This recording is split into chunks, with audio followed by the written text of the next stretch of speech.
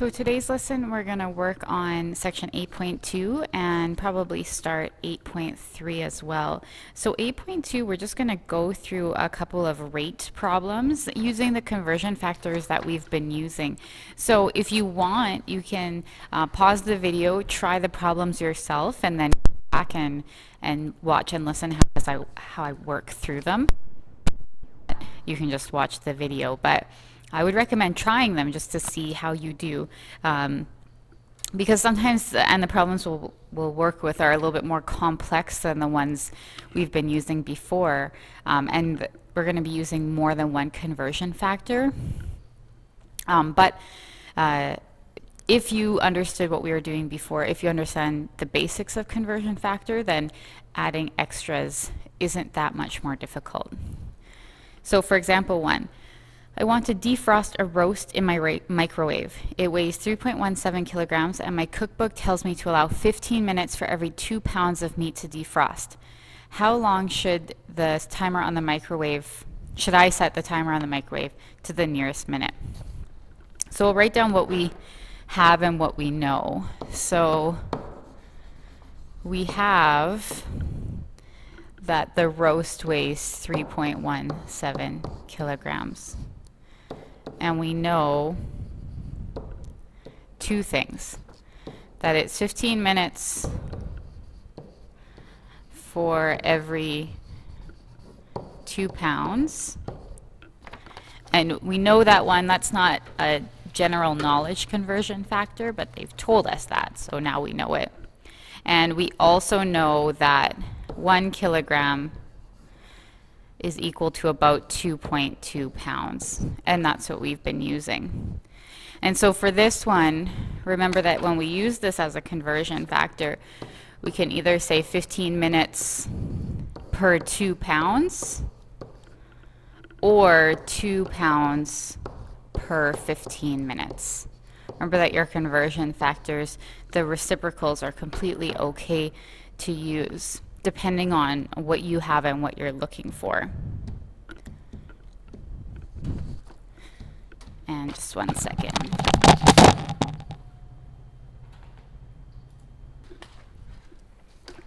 Okay, so, and then what we want, so we have what we have, what we know, and what we want is time in minutes. And so then we're going to go and use our generalized equation. Want equals have times know. So if we write that out here,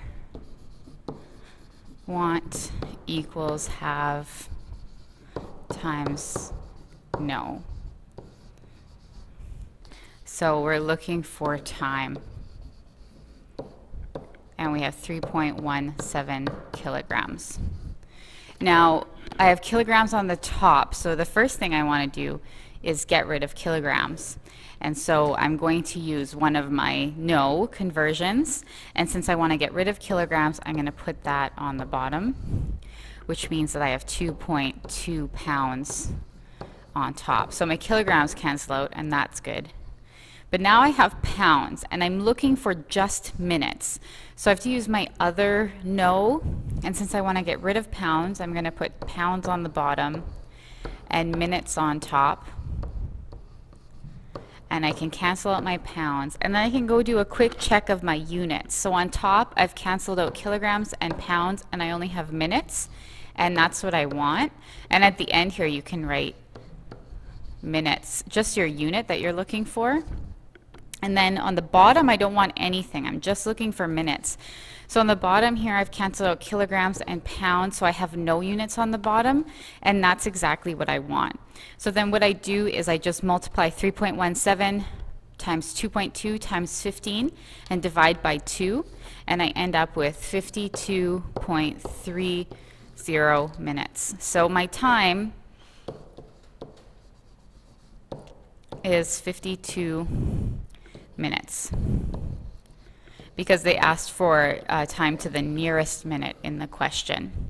So you'll see that we did more than one conversion all in one line. So here's conversion 1 and here's conversion 2.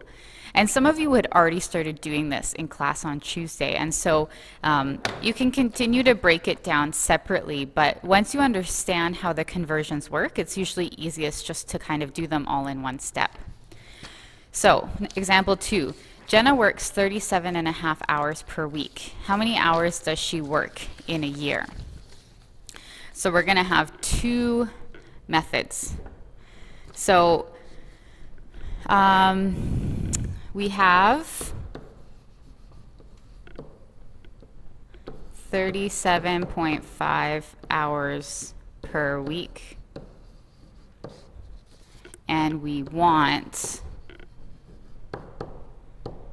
the number of hours per year. And we're going to use multiple conversion factors. Now, I spoke to some of you, and you had used the number of weeks per month, and the students I spoke to understood that that is a fairly inaccurate conversion factor, because of course we say there's 4 weeks in a month, but there's exceptions to that. So if you used weeks, that's totally fine. I'm going to use, so as my nose, I'm going to use that in 1 week we know that there are 7 days. And in 1 year, there are 365 days. Okay, so we're going to go from basically in our want. So we want number of hours per year. So my want equals my have times my know. So I have 37.5 hours per week. And again, at the end here, I'm looking for hours per year. So I want hours on top and years on the bottom. So if I look at my I have hours on top, which is what I want, hours on top, hours on top. So I'm not going to do anything to my hours at all. It's already where I want it to be. So now I'm just going to convert my week out of there. So if I look at my nose in 1 week, because I want to get rid of weeks, so I'll put it on top, there are 7 days. So weeks cancel out. But now I have days on the bottom, and I want years on the bottom. So I'm going to look at my second no conversion, and in 365 days, there is 1 year. So again, I go do my unit check. On the top, all I have is hours, and I want hours, so my top is good. On the bottom, I've canceled out week and days, and all I have is year, and that's what I'm looking for. So now I'll multiply 37.5 by 365 and divide that by 7, and I end up with 1955.41 hours per year. Okay, so that's using multiple conversion factors. Now, what if I want same thing, number of hours per year, but with only one conversion factor? So now I have to think of one way to get, so if I start, so again, want equals have times no. I want number of hours per year. I have 37.5 hours per week. So I need one conversion factor that will give me, get rid of my week and put my year on the bottom, because that's what I'm looking for. So I have to think, how do I convert weeks directly into years for my no?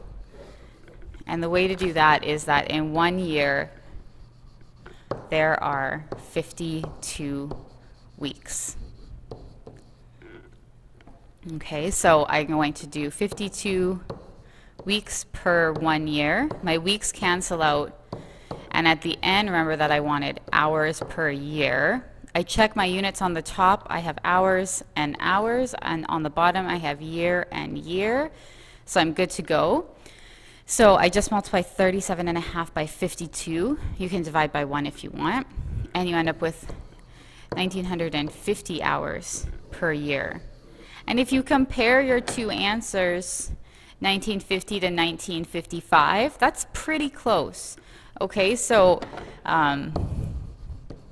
it's only a difference of 5 hours, which when you're working close to 2000, that's not that big of a difference. Okay, so this is a possibility that you can be asked to use multiple conversion factors or to use one conversion factor. But if it's not specified, then just use whatever you need to use to get the answer. And then the last example, example 3. Amelia walks briskly at a rate of 6 kilometers per hour.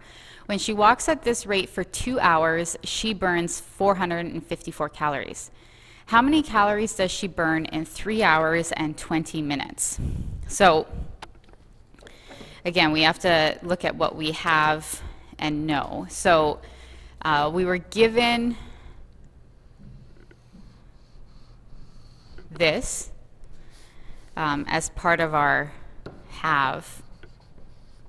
But we have 3 hours and 20 minutes. So we have to change this into either all hours or all minutes. So I'm going to change the 20 minutes into hours. So 20 minutes. My conversion factor here is that I know that in 1 hour there are 60 minutes. So 20 divided by 60 is 0.33 hours. So this is actually 3.33 hours. Okay, so whenever you have time given in more than one unit, try to amalgamate it all into one unit. And then here we know we are given a few conversions that in 1 hour, she walks 6 kilometers, right? 6 kilometers per hour is her rate. And then we also know that in 2 hours, she burns 454 calories. So 454 calories per hour. Okay, so if we look at our want equals have times know, we want the number of calories. That's it. So we don't want anything on the bottom, we just want the number of calories. So I'm going to put that over here too. So calories. So in this one is how many calories does she burn in 3 hours and 20 minutes? So I'm going to put my have, so 3.33 hours. And then all I want is calories, and I want to cancel out my hours. So I look at the two things I know, and I don't have to use both of them. And in this case, I'm not going to use both of them. I'm only going to use the one that mentions calories. So this one. So 454 calories per 1 hour. My hours cancel out. Again, I can go through and check my units. On top, I just want calories. I have calories here, calories there, perfect. On the bottom, I don't want anything. And on the bottom, all I had were hours and they canceled out, so I'm good. So then all I do is multiply 3.33 times, oh, and sorry, this was per 2 hours, wasn't it? Sorry about that. So per 2 hours. So I just do 3.33 times 454 divided by 2, and I end up with 755.91 calories. So that's how many calories she burns in 3 hours and 20 minutes. And when you have more than one question, you have to really read what they're asking. So if you look at question B, how far has she walked in 3 hours and 20 minutes? So now we're looking for distance. Okay, so we have want equals have times know. So we'll want kilometers. and we still have the same half.